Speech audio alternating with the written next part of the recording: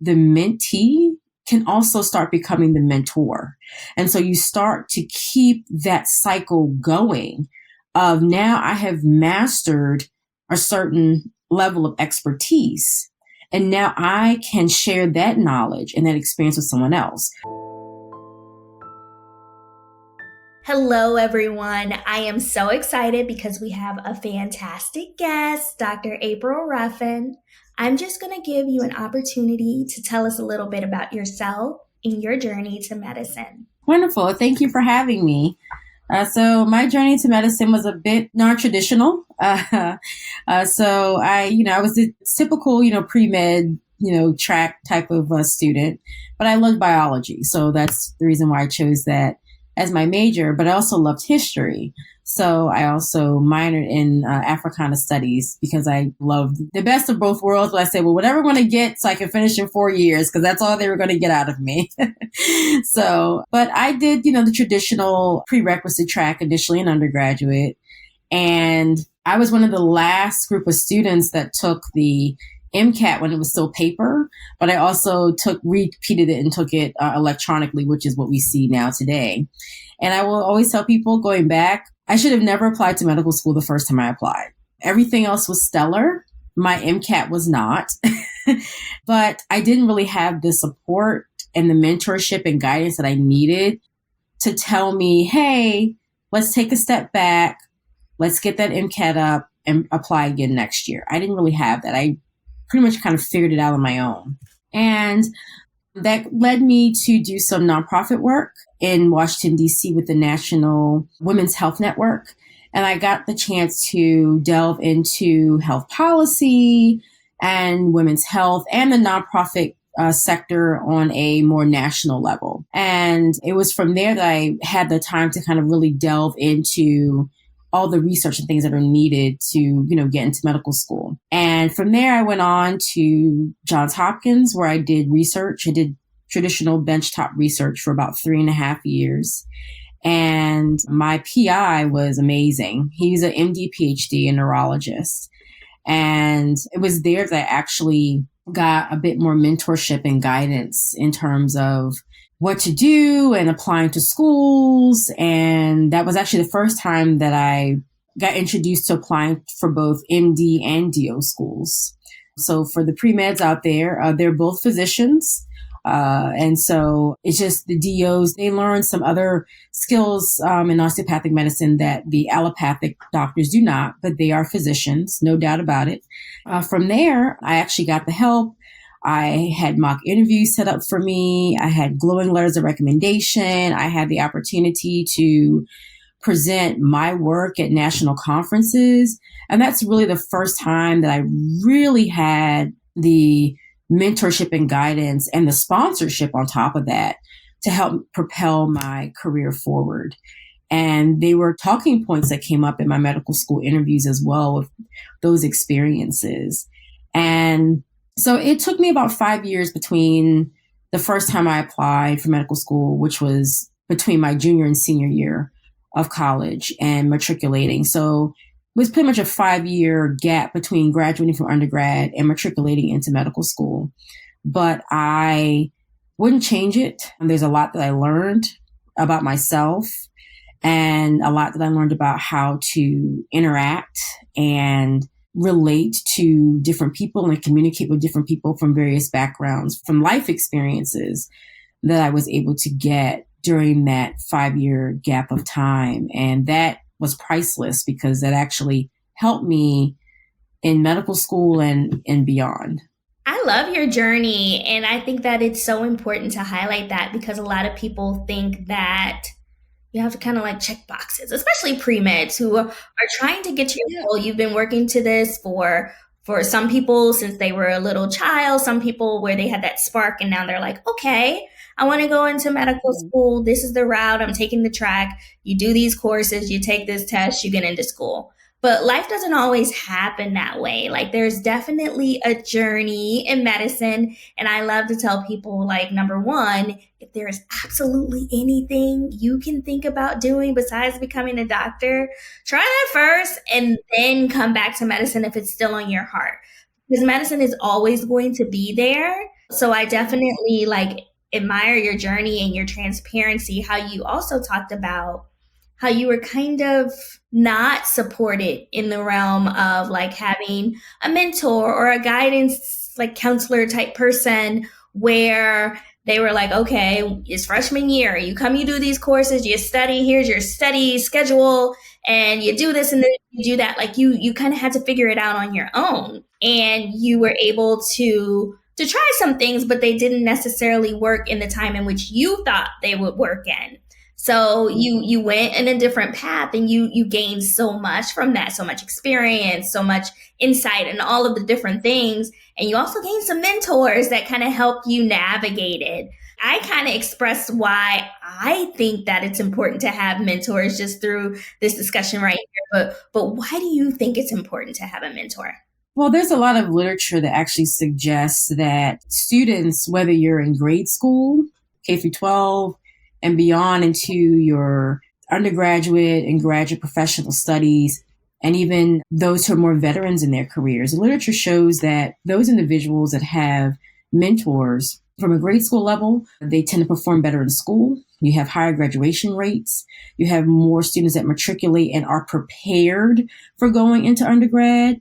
When we look in the undergrad and graduate level, especially for those in the STEM fields, including medicine, because they now add medicine as part of STEM as well, you actually see that you have a higher retention rate for students, especially for students who are from marginalized and underrepresented groups. Those students in particular tend to have lower rates of having mentors. But those that do, you actually are more likely to graduate from undergrad, from your graduate programs. You're able to move forward in your career. And it also helps you with promotions, with sponsorship, and for other career development. But it also helps you outside of that. It also helps you grow as a person.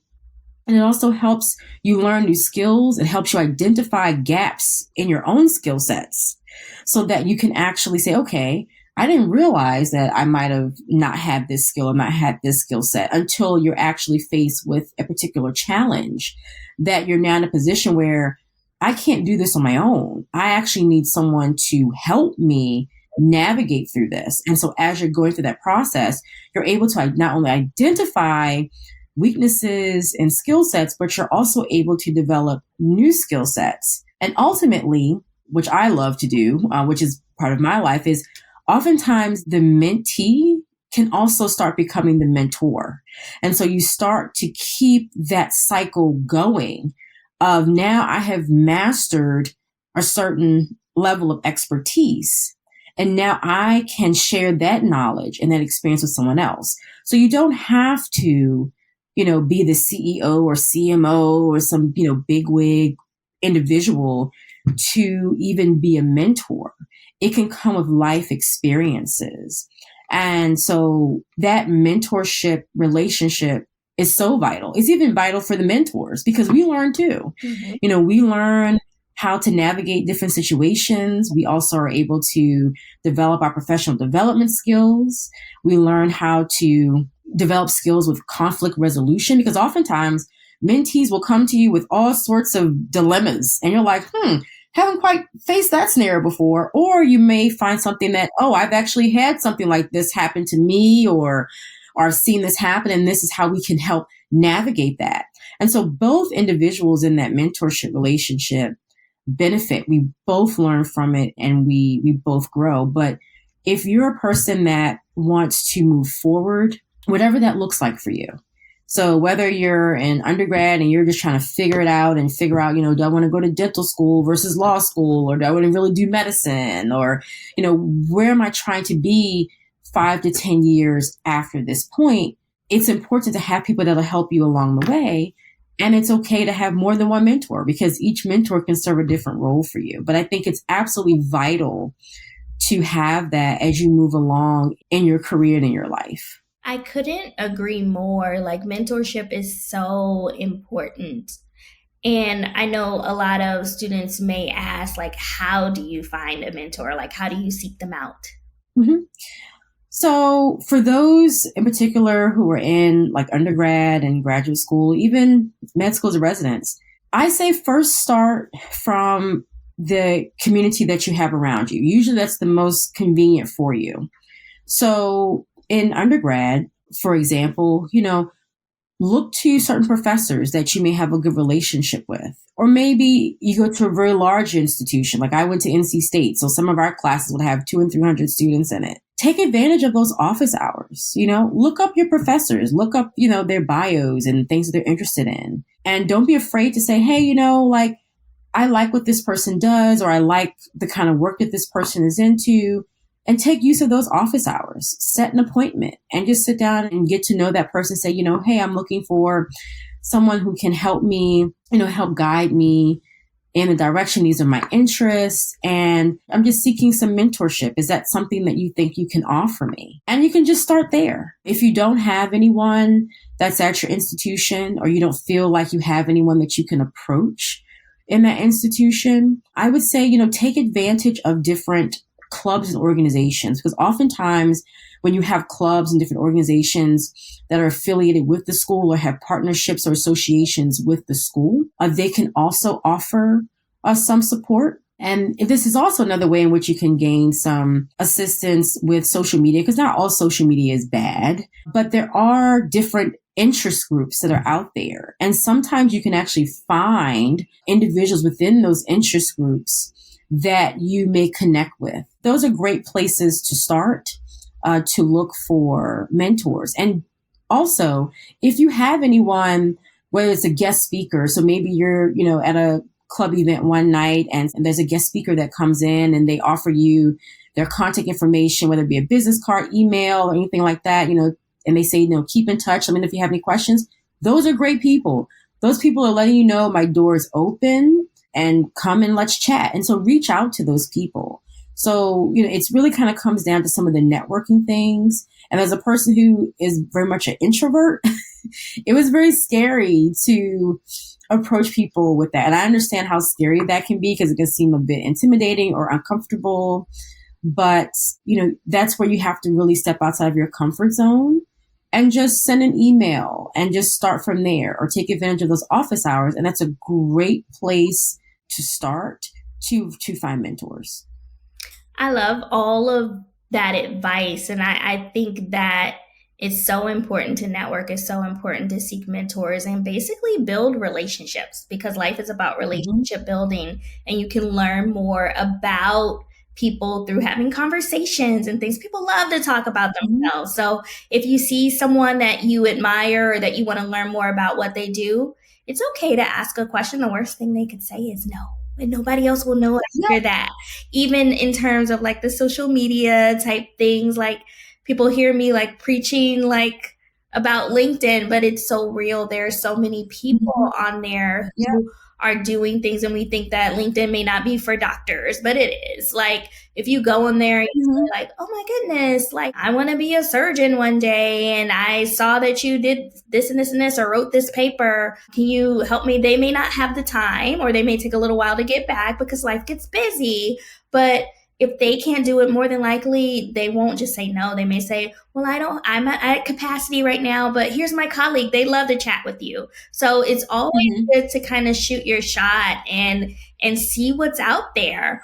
What do you recommend in terms of the number of mentors that students should seek out? So, I say start with at least one. And so before you even approach, think about, what are my needs? Like, what is it that I really need? And so that can actually help you when you're having the conversations and when you're approaching someone about getting a mentor. Because if you can actually solidify and hone one good mentor-mentee relationship, that is golden.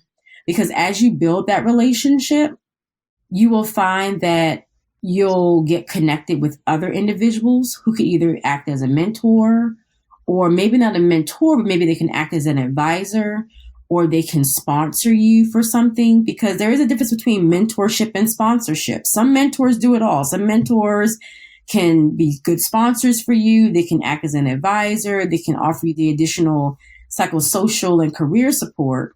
But you have some people that may not have the time, but they can sponsor you in different ways, meaning they can offer you different opportunities. But I say start with one and build up that relationship and work on investing the time into that relationship so that you're not overwhelmed. And then as you expand and extend further in your journey, then you can start to build maybe another that can assist you in other parts of your life where mentor number one may not be able to guide you, but mentor number two can fulfill that need. So I think it's good to say, just start with one, work on building that rapport, building that relationship, building that trust.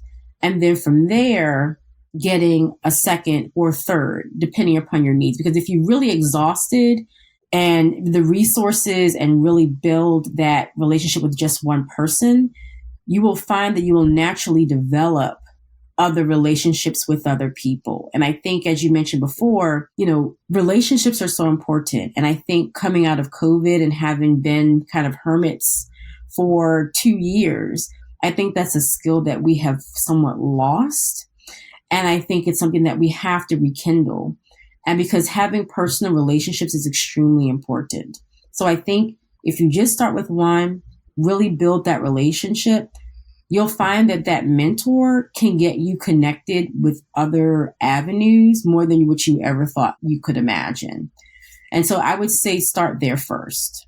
I definitely agree. And I know the listeners have heard me kind of preach this a lot in terms of, yes, having a mentor in the specific space with the goals that you're doing that are doing things you want to do or you want to learn from. But it's definitely okay and actually recommended to kind of have like a personal like board of directors or advisors where you can't necessarily go to everyone or one person for everything. Like some people have their specialties, just like in medicine, where I wouldn't go to OBGYN to do like spinal surgery on me or something like that. So you may have your niche or you may even be in medicine, but there are different facets in your life that people can help and they know you in different ways because everyone has their own kind of vision and story from just the way that they see you and they interact with you. So it could be your mentor through a group like FMIG or through SNMA or AMA or something like that, or a mentor in research, or even some personal mentors like one of your friends or your family members. You call on people for different things, like especially when it's time to apply to schools or residency and those different things. You can kind of pull on the knowledge and the expertise even from people outside of medicine. So I love that you mentioned that it's okay to seek out that one. And of course, that network will expand where if you have this mentor and you're building this relationship, they may invite you to grand rounds and then you're meeting their colleagues and you may have conversations where you're invited to a dinner or something like that, but also being open to meeting new people and not putting your eggs also in one basket because someone may leave a faculty position or decide to do something else. So it's great to have other people that you're talking to. I agree. I always say, they always, with the African proverb, they say, it takes a village to raise a child, but that child becomes an adult and that adult still needs its village. And so even as an adult or young adult moving your career, you still need a village and you still have to get your village together to help you along the way because, some of the needs may change, but it doesn't mean that we don't still need that village. And so we kind of put those people around you that are going to support you in different facets of your life and your career. Absolutely. So we're coming to a close in terms of our interview, but you've shared so many pearls of wisdom. One of my closing questions is, what is one piece of advice that you have for someone who is just starting their career in the early phases about what they should be doing in terms of this journey and this path of entering the field of medicine? My best advice was advice that was given to me, and I still hold on to that. Run your race. Everybody has a different race to run. And I think that when you look at like track and field, for example, even from a literal standpoint, you can't worry about what's beside you. what's behind you. You have to continue to look forward. And everybody has a different race to run. Everybody's purpose in life is different. Everybody's journey will be different. But you have to run your race. Your race is for you to run alone. And along the way, you will learn different things about yourself, and you will learn from your failures. But it's important not to compare yourself to other individuals, but to continue to run your race, because, life is a journey. It is a journey. And, you're going to have summits and you're going to have valleys, but it's still your race, and you still have to continue to run your race. So that's my best piece of advice. Medicine will always be here. And if you don't want to do it, and you go through all this and you realize that being a physician is not for you, that is okay. That is perfectly fine. But you still have to continue to run your race for your purpose in life that I believe was divinely ordained for you to run, just specifically for you. I love that.